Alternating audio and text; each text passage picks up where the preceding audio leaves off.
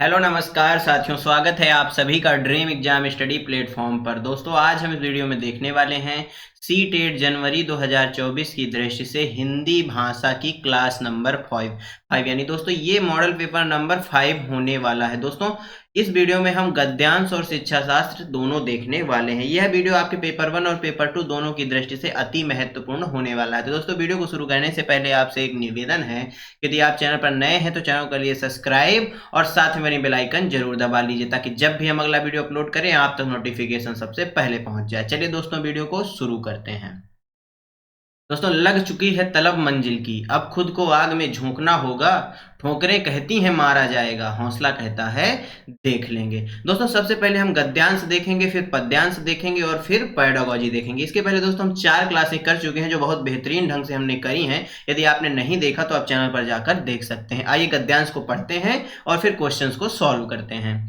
समय की उपेक्षा करने वालों को समय नष्ट कर देता है। महात्मा गांधी सभी कार्य निर्धारित समय पर करते थे, इसलिए अत्यंत व्यस्त होते हुए भी निरंतर प्रगति करते हुए सफलतम महान व्यक्तियों की श्रेणी में पहुंचे। जेम्स वाट, मैडम क्यूरी और एडिसन ने समय के प्रत्येक पल का सही उपयोग कर संसार को महान आविष्कार प्रदान किए। समय का सदुपयोग भाग्य निर्माण की आधारशिला है।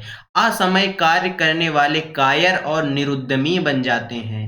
निरुद्यमी मतलब दोस्तों जो उद्यम नहीं कर पाते। अपने कर्तव्य कर्म को बिना विलंब किए करना ही समय का सदुपयोग है। ऐसा करने वाला ही समय का पारखी भी होता है। क्या दोस्तों? ऐसा करने वाला ही समय का पारखी भी है। जो समय का सदुपयोग करना जान लेता है वह जीवन को सही ढंग से जीना सीख जाता है। हर व्यक्ति को पैसों की अपेक्षा समय का अधिक हिसाब रखना होगा, तभी वह अपने क्षेत्र में सफल हो जाएगा। दोस्तों इस गद्यांश में समय के संबंध में महत्वपूर्ण बातें बताई गई हैं, आपने सार समझ लिया होगा। अब आइए क्वेश्चंस को हल करते हैं। हम इसका अर्थ नहीं जानेंगे क्योंकि अर्थ से हमारा कोई लेना देना नहीं है, हमें केवल क्वेश्चंस पर ध्यान देना है। समय नष्ट कर देता है, समय सदुपयोग करने वालों को नष्ट कर देता है, यह समय व्यर्थ गंवाने वालों को नष्ट कर देता है, यह समय का महत्व जानने वालों को, यह समय को समय देने वालों को। बताइए दोस्तों समय किसको नष्ट कर देता है? तो दोस्तों समय की उपेक्षा करने वालों को समय नष्ट कर देता है, यानी समय को व्यर्थ गंवाना या समय की उपेक्षा करना दोनों एक ही बात है। ऑप्शन बी क्या हो जाएगा? राइट आंसर हो जाएगा। महात्मा गांधी की गणना सफलतम महान व्यक्तियों में होती थी, क्यों होती थी दोस्तों? महात्मा क्यों होती है अभी भी कि महात्मा गांधी जी की सफलतम महान व्यक्तियों में गणना? वे एक प्रसिद्ध वकील थे इसलिए, या उन्होंने स्वतंत्रता संग्राम में भाग लिया, या इसलिए वे समय के पाबंद थे, या इसलिए वह अच्छे वक्ता थे इसलिए? बताइए दोस्तों गद्यांश के हिसाब से आपको आंसर देना है। वो एक महान वकील थे, एक प्रसिद्ध वकील थे, बात ठीक है। उन्होंने स्वतंत्रता संग्राम में भाग लिया, यह बात भी ठीक है। और वे समय के पाबंद थे, यह गद्यांश के अनुसार ऑप्शन सी हो जाएगा इस क्वेश्चन का क्या राइट आंसर हो जाएगा। यहां पर हमने पढ़ा है, यहां पर निरंतर प्रगति करते हुए महात्मा गांधी सभी कार्य निर्धारित समय से करते थे, इसलिए अत्यंत व्यस्त होते हुए भी निरंतर प्रगति करते हुए सफलतम महान व्यक्तियों की श्रेणी में पहुंचे। ऑप्शन सी राइट आंसर हो गया। क्वेश्चन नंबर 3, भाग्य निर्माण की बुनियाद डॉट डॉट है। भाग्य विधाता, समय का सदुपयोग, समय की बर्बादी या असमय कार्य करना। बताइए दोस्तों भाग्य का निर्माण की बुनियाद क्या है? समय का सदुपयोग भाग्य निर्माण की आधारशिला है। बुनियाद का मतलब दोस्तों आधारशिला भी होता है, दोनों एक दूसरे के क्या है? समानार्थी शब्द हैं। दोस्तों आधारशिला क्या है? समय का सदुपयोग। तो जहां पर समय का सदुपयोग है वही आंसर राइट हो जाएगा। ऑप्शन बी क्या हो जाएगा? करेक्ट आंसर हो जाएगा। क्वेश्चन नंबर 4, हर व्यक्ति को पैसों की अपेक्षा समय को अधिक हिसाब रखना चाहिए। दोस्तों हर व्यक्ति को पैसों की अपेक्षा समय का अधिक हिसाब रखना चाहिए, तभी वह अपने क्षेत्र में सफल हो पाएगा। वाक्य से क्या तात्पर्य है? दोस्तों यहाँ पर तात्पर्य पूछा गया है। व्यक्ति तभी सफल हो पाएगा जब वह पैसों की बजाय समय को अधिक महत्व देगा, या व्यक्ति की सफलता पैसों पर निर्भर करती है ना कि समय पर। व्यक्ति की सफलता का संबंध पैसों व समय दोनों पर ही निर्भर करता है, व्यक्ति की सफलता का संबंध पैसों व समय दोनों पर ही निर्भर नहीं करता। बताइए दोस्तों इस क्वेश्चन का सही आंसर क्या हो जाएगा? तो दोस्तों इस जो क्वेश्चन है यानी जो लाइन दी गई है, हर व्यक्ति को पैसों की अपेक्षा समय का अधिक हिसाब रखना होगा, तभी वह अपने क्षेत्र में सफल हो पाएगा। इस वाक्य का जो तात्पर्य है वह है व्यक्ति तभी सफल हो पाएगा जब वह पैसों की बजाय समय को अधिक महत्व देगा। इसलिए दोस्तों अपने समय का सदुपयोग करें और अपना सीटेट एग्जाम जो आपका अभी वर्तमान में टारगेट एग्जाम है उसको तुरंत ही क्वालिफाई करें ताकि आप आगे आने वाली परीक्षाओं की तैयारी कर सकें। ऑप्शन ए क्या हो जाएगा?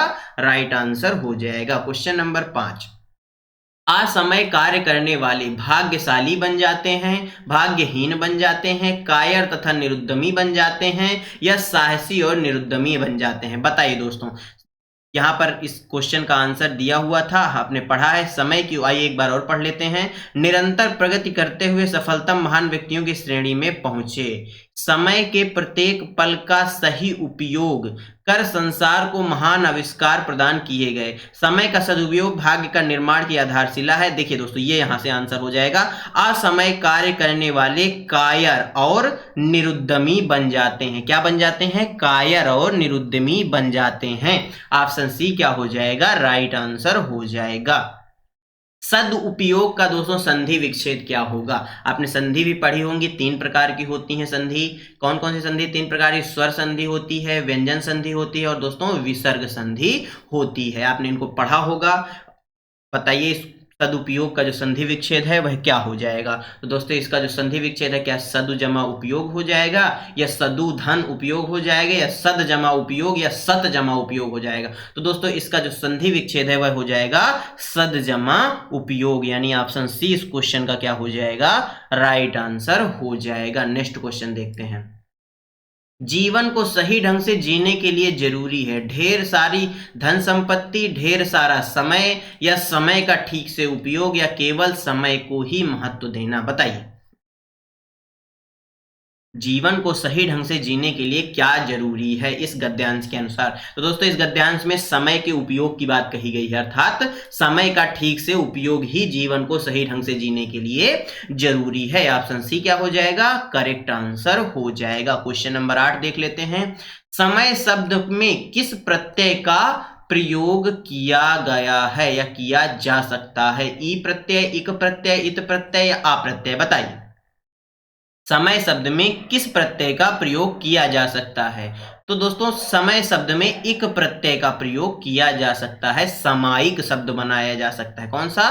आपने पढ़ा होगा सामायिक, समसामयिक आपने सुना होगा। तो सामायिक शब्द एक प्रत्यय का प्रयोग करके हम समय से बना सकते हैं। यहां पर ये नहीं पूछा कि कौन से प्रत्यय का प्रयोग हुआ है, यहां पर पूछा है कौन से प्रत्यय का दोस्तों प्रयोग किया जा सकता है। तो दोस्तों समय में हम एक प्रत्यय का प्रयोग करके सामायिक शब्द को बना सकते हैं। आपने समसामयिक घटना यानी करंट अफेयर को आपने समसामयिक के रूप में पढ़ा होगा, तो वही सामायिक की बात यहां पर की गई है। एक शब्द लगाकर समय में एक प्रत्यय लगाकर हम सामायिक शब्द बना सकते हैं। ऑप्शन बी क्या हो जाएगा? राइट आंसर हो जाएगा। समूह में भिन्न शब्द कौन सा है? दोस्तों जेम्स वाट, मैडम क्यूरी या महात्मा गांधी या व्यक्ति? दोस्तों इस गद्यांश में जेम्स वाट की बात की गई है, मैडम क्यूरी की भी बात की गई है, महात्मा गांधी जी की भी बात की गई है, परंतु व्यक्ति की बात नहीं की गई। यानी जो समूह से भिन्न है वह कौन है? ऑप्शन डी व्यक्ति हो जाएगा। अगला क्वेश्चन देख लेते हैं। दोस्तों आप कविता को पढ़ते हैं, यानी गद्यांश खत्म हो चुका है, अब पद्यांश आ चुका है, उसके बाद हम क्वेश्चंस को हल करते हैं। जहां मन निर्भय हो और मस्तक गर्व से ऊंचा हो, जहां ज्ञान सहज ही प्राप्त हो, जहां विश्व को बांटा ना गया हो संकीर्ण दीवारों से, जहां शब्द निकलते हो सत्य की गहराइयों से, जहां बिना थके कार्यशील बाहें उठती हो निर्माण की ऊंचाइयां छूने, जहां तर्क की धारा ने नहीं खोया है अपना पथ, मृत प्राय आदतों से आदतों के सूखे रेगिस्तान में, ओ पिता मेरे देश को जागृत करो, जागृत करो, जागृत करो। दोस्तों ओ पिता, परम पिता की बात की गई है, ईश्वर की बात की गई है। तो दोस्तों कविता में जागृत करने का क्या तात्पर्य है? जगाना, उन्नयन करना, चेतना भरना या जागरण करना? बताइए दोस्तों, यहां पर जागृत शब्द मेरे देश को जागृत करो, जागृत करो, जागृत करो 3 बार लिखा गया है। तो देश क्या दोस्तों सो रहा है तो उसको पानी डालकर जगाया जाए, इसकी बात की गई है? बिल्कुल नहीं। क्या दोस्तों उन्नयन की बात की गई है? नहीं, बल्कि चेतना भरने की बात की गई है। जगाने का यहाँ पर जो अर्थ है वह चेतना से है, यानी तर्कशील, एक तरह से कहें तो चेतना भरो उसके अंदर, ताकि वह अपने हमारा देश जो है विकास कर सके। क्या कर सके? विकास कर सके। ऑप्शन सी इस क्वेश्चन का क्या हो जाएगा? राइट आंसर हो जाएगा। कविता में किसे महत्व नहीं दिया गया है? संकीर्ण दीवारों को, निर्णय होने को, स्वाभिमान को या अखंडता को? बताइए दोस्तों, कविता में किसको महत्व नहीं दिया गया है? जहां विश्व को बांटा ना गया हो संकीर्ण दीवारों से, यहां पर ना गया हो यानी संकीर्ण दीवारों को कोई महत्व नहीं दिया जा रहा है, यानी ऑप्शन ए राइट आंसर इस क्वेश्चन का हो जाएगा। नेक्स्ट क्वेश्चन देखते हैं। कविता के अनुसार बोलने से पहले उसे लिखना चाहिए, सत्य की कसौटी पर कसना चाहिए, समय का ध्यान रखना चाहिए, व्यक्ति का ध्यान रखना चाहिए? बताइए। जहां मन निर्भय हो और मस्तक गर्व से ऊंचा हो, जहां ज्ञान सहज ही प्राप्त हो, जहां विश्व को बांटा ना गया हो संकीर्ण दीवारों से, जहां शब्द निकलते हो सत्य की गहराइयों से, जहां बिना थके कार्यशील बाहें उठती हो निर्माण की ऊंचाइयां छूने, जहां तर्क की धारा ने नहीं खोया अपना पथ, मृत प्राय आदतों के सूखे रेगिस्तान में, ओ पिता मेरे देश को जागृत करो, जागृत करो, जागृत करो। तो कविता के अनुसार दोस्तों बोलने से पहले क्या करना चाहिए? दोस्तों बोलने से पहले बताइए क्या करना चाहिए? सत्य की कसौटी में उसे कसना चाहिए। क्या करना चाहिए? जहां शब्द निकलते हों, शब्द निकलते हों यानी बोलने की बात की गई है। यहां पर पढ़ देखिए इस लाइन को, जहां शब्द निकलते हों सत्य की गहराइयों से, यानी जो सत्य है उसकी कसौटी पर जो उतरने के बाद जो शब्द निकलते हैं मुंह से, उसी चीज की बात की गई है, यानी सत्य की गहराइयों से जहां शब्द निकलते हों। ऑप्शन बी क्या हो जाएगा? राइट आंसर हो जाएगा। कविता के अनुसार एक व्यक्ति के लिए सर्वाधिक महत्वपूर्ण है धर्म पथ पर अग्रसर होना, अग्निपथ पर अग्रसर होना, सदैव प्रथम आना या तर्क में काट करना? बताइए। कविता के अनुसार एक व्यक्ति के लिए सर्वाधिक क्या महत्वपूर्ण है? तो दोस्तों धर्म पथ पर अग्रसर होना सर्वाधिक महत्वपूर्ण है। ऑप्शन ए क्या हो जाएगा इस क्वेश्चन का? राइट आंसर हो जाएगा। Next question. शब्द में इक प्रत्यय लगाने पर नया शब्द क्या बनेगा? दोस्तों शब्द एक शब्द है, शब्द ही शब्द है, प्लस इक प्रत्यय लगाएंगे तो ये बन जाएगा, क्या बन जाएगा? शाब्दिक बन जाएगा। क्या बन जाएगा? शाब्दिक। ये शब्द जिस ऑप्शन में हो वही राइट आंसर हो जाएगा। तो ऑप्शन सी क्या हो जाएगा? राइट आंसर हो जाएगा। Question number 15। निर्भय शब्द में मूल शब्द क्या है? निर यहाँ पर निर दोस्तों हलंत युक्त है, यहाँ पर पूरा है, भय या अभय? बताइए दोस्तों मूल शब्द क्या है? दोस्तों आप सभी जानते हैं जो निर है यह उपसर्ग है। क्या है? उपसर्ग है। तो दोस्तों यहां पर जो मूल शब्द है वह क्या भय है या अभय है? बताइए। तो दोस्तों यहां पर जो मूल शब्द है वह भय है। ऑप्शन सी क्या हो जाएगा? राइट आंसर हो जाएगा। दोस्तों आप शुरू होती है शिक्षा शास्त्र यानी पैडागोजी। क्वेश्चन नंबर 16 ध्यान से देखिएगा दोस्तों, इस क्लास की जो पैडागोजी है अति महत्वपूर्ण है आपकी परीक्षा की दृष्टि से। मातृभाषा आधारित बहुभाषावाद क्या है? किसी की विद्यालय शिक्षा मातृभाषा में आरंभ करना और बाद में अनेक भाषाओं को जोड़ते चलना, किसी की विद्यालय शिक्षा मातृभाषा में आरंभ करना और बाद में अंग्रेजी को माध्यम के रूप में लेना, माध्यम के रूप में मातृभाषा में सीखना और अंग्रेजी को एक भाषा के रूप में सीखना, विद्यालयी शिक्षा के प्राथमिक वर्षों के दौरान जहां तक संभव हो सके अधिक से अधिक भाषाएं सीखना। बताइए दोस्तों मातृभाषा आधारित बहुभाषावाद का क्या अर्थ है? तो दोस्तों मातृभाषा आधारित जो बहुभाषावाद है इसका जो अर्थ है वह यह है कि बच्चे की जो शिक्षा है वह मातृभाषा में शुरू की जाए और उसमें अनेक भाषाओं को साथ में जोड़ते चलना, यानी ऑप्शन ए क्या हो जाएगा इस क्वेश्चन का? राइट आंसर हो जाएगा। चलिए दोस्तों अगला क्वेश्चन देखते हैं। बोली से क्या तात्पर्य है? किसी एक क्षेत्र या सामाजिक समूह की वाचन विशेषता, किसी एक क्षेत्र विशेष के लोगों द्वारा लेखन के लिए इस्तेमाल की जा रही भाषा, किसी कार्य विशेष से संबंध रखने वाले लोगों की वाचन विशेषता, सत्ताधारी लोगों द्वारा इस्तेमाल की जा रही भाषा। बताइए दोस्तों बोली शब्द माफ करिएगा शब्द से नहीं, बोली से क्या तात्पर्य है? तो दोस्तों जो बोली होती है वह किसी एक क्षेत्र विशेष की सामाजिक समूह द्वारा आपस में जो अभिव्यक्ति है उसके लिए प्रयोग की जाने वाली भाषा होती है, यानी संप्रेषण के लिए प्रयोग की जाने वाली भाषा होती है, यानी एक विशेष क्षेत्र या सामूहिक समूह की वाचन विशेषता होती है। ऑप्शन ए क्या हो जाएगा, राइट आंसर हो जाएगा।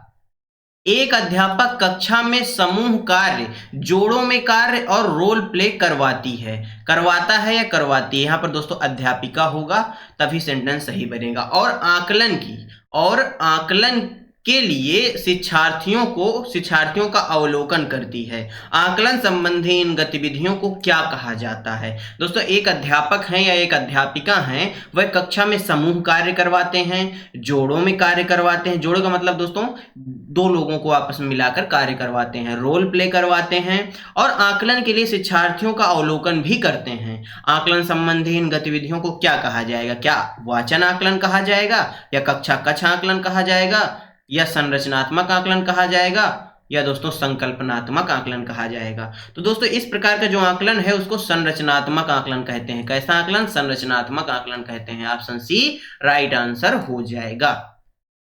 एक अध्यापक कक्षा में वस्तुओं के ऊपर उस वस्तुओं के ऊपर वस्तु का नाम शिक्षार्थी की भाषाओं, अंग्रेजी तथा शिक्षार्थियों द्वारा जानी गई अन्य भाषाओं में लिखता है। यहाँ पर अध्यापक क्या करने का प्रयास कर रहा है? तो दोस्तों एक अध्यापक महोदय हैं, वह वस्तुओं के ऊपर वस्तु का नाम जो है लिखते हैं किस भाषा में?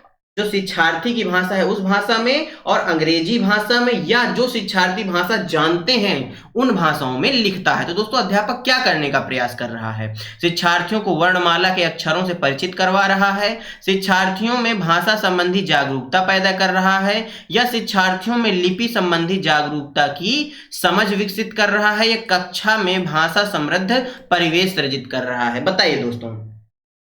तो दोस्तों अध्यापक क्या करने का प्रयास कर रहे हैं? अध्यापक कक्षा में भाषा समृद्ध परिवेश सृजित करने का प्रयास कर रहे हैं। ऑप्शन डी क्या हो जाएगा? राइट आंसर हो जाएगा। दोस्तों भाषांतरण यानी ट्रांसलैंग्वेजिंग से क्या तात्पर्य है? भाषा की कक्षा में अनेक भाषाओं का शिक्षण, किसी विषय वस्तु के शिक्षण अधिगम के लिए एक भाषा के बाद दूसरी भाषा का प्रयोग करना, कक्षा में शिक्षा अधिगम और बोलने के लिए अनेक भाषाओं का इस्तेमाल करना, सभी विषय वस्तुओं और साथ ही साथ भाषा को एक ही भाषा में पढ़ाना। बताइए दोस्तों भाषा अंतरण यानी ट्रांसलैंग्वेजिंग से क्या तात्पर्य है? तो दोस्तों इसका जो तात्पर्य है वह है कक्षा में शिक्षा अधिगम और बोलने के लिए अनेक भाषाओं का क्या करना? इस्तेमाल करना। ऑप्शन सी क्या हो जाएगा? राइट आंसर हो जाएगा। व्याकरण सीखने से क्या आशय है? व्याकरण के नियम सीखना, सर्वप्रथम नियम सीखना और बाद में उसका प्रयोग कर सकना, अर्थ के संदर्भ में प्रयोग करना सीखना, किसी भी भाषा के लिखित और बोले जाने वाले रूप में गलतियां निकालना। बताइए दोस्तों व्याकरण सीखने से आपका क्या आशय हो सकता है? तो दोस्तों जो व्याकरण सीखने का आशय है वह अर्थ के संदर्भ में प्रयोग करना सीखना, यानी ऑप्शन सी इस क्वेश्चन का क्या हो जाएगा? एकदम राइट आंसर हो जाएगा। नेक्स्ट क्वेश्चन देख लेते हैं। त्रुटियों से क्या अभिप्राय है? दोस्तों त्रुटियां यानी गलतियों से क्या अभिप्राय है? त्रुटियां सीखने का संकेतक हैं, त्रुटियां भाषा अधिगम को बाधित करती हैं, त्रुटियों में उसी समय संशोधन कर देना चाहिए, त्रुटियों की पहचान कर उनको करने से बचना चाहिए। बताइए दोस्तों त्रुटियों से क्या अभिप्राय है? तो दोस्तों त्रुटियां सीखने का एक संकेतक होती हैं। क्यों दोस्तों? जब कोई व्यक्ति किसी चीज को सीखता है तो जाहिर सी बात है एक बार में उस चीज को नहीं सीख लेता, वह कुछ गलतियां भी करता है और उन गलतियों से भी सीखता है। इसलिए दोस्तों जो त्रुटियां होती हैं वो सीखने का क्या होती हैं? एक संकेतक होती हैं। ऑप्शन ए क्या हो जाएगा?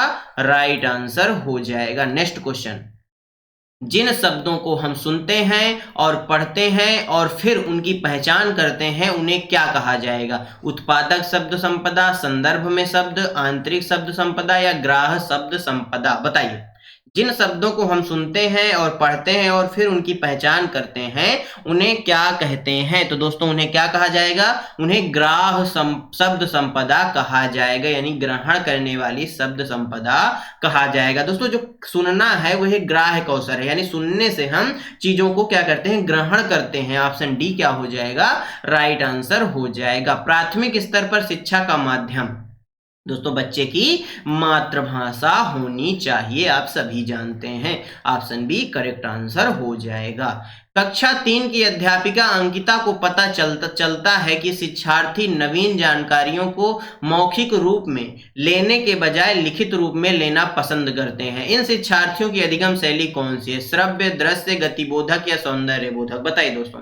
कक्षा 3 की अध्यापिका अंकिता को क्या पता चलता है कि जो उसके शिक्षार्थी हैं वह नवीन जानकारियों को मौखिक रूप से लेने के बजाय, यानी मौखिक रूप से सीखने के बजाय लिखित रूप से सीखना ज्यादा पसंद करते हैं। इन शिक्षार्थियों की अधिगम शैली कौन सी है? तो दोस्तों इन शिक्षार्थियों की अधिगम शैली कौन सी है? दृश्य है। यानी यदि वह सुनकर दोस्तों चीजों को सुख से ग्रहण करते तो वह श्रव्य हो जाती, यहां पर लिख कर, क्या लिख कर, यानी देखना उनको ज्यादा पसंद है, तो इसलिए दोस्तों दृश्य हो जाएगा। ऑप्शन बी राइट आंसर हो जाएगा। अगला क्वेश्चन देखते हैं दोस्तों। एक अध्यापक ने कक्षा 4 में अपने शिक्षार्थियों को एक रोल प्ले द्वारा काम दिया है जिसमें उन्हें दी गई स्थिति पर अपने विचारों का आदान प्रदान करना है। वह किस कौशल के संवर्धन पर काम कर रहे हैं? अभिनय, लेखन, वाचन या पठन? दोस्तों रोल प्ले यानी मंच पर कार्य करना, या दोस्तों यूं कहें कि एक अध्यापक ने कक्षा 4 के अपने शिक्षार्थियों को एक रोल प्ले द्वारा काम दिया है जिसमें उन्हें दी गई स्थितियों पर अपने विचारों को दोस्तों आदान प्रदान, यहां से इस क्वेश्चन का आंसर निकलेगा, अपने विचारों का आदान प्रदान। दोस्तों विचारों का आदान प्रदान वाचन द्वारा करना है। ऑप्शन सी क्या हो जाएगा इस क्वेश्चन का राइट आंसर हो जाएगा, वाचन कौशल संवर्धन कर रहे हैं। Next question.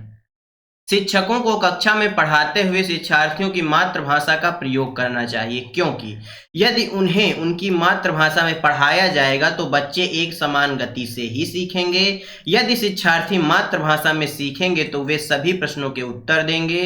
शिक्षार्थी नई संकल्पनाओं को आसानी से समझ पाएंगे तथा कक्षा में स्वयं को अधिक स्वीकृति अनुभव करेंगे। कक्षा में कम से कम भटकाव होगा। बताइए दोस्तों।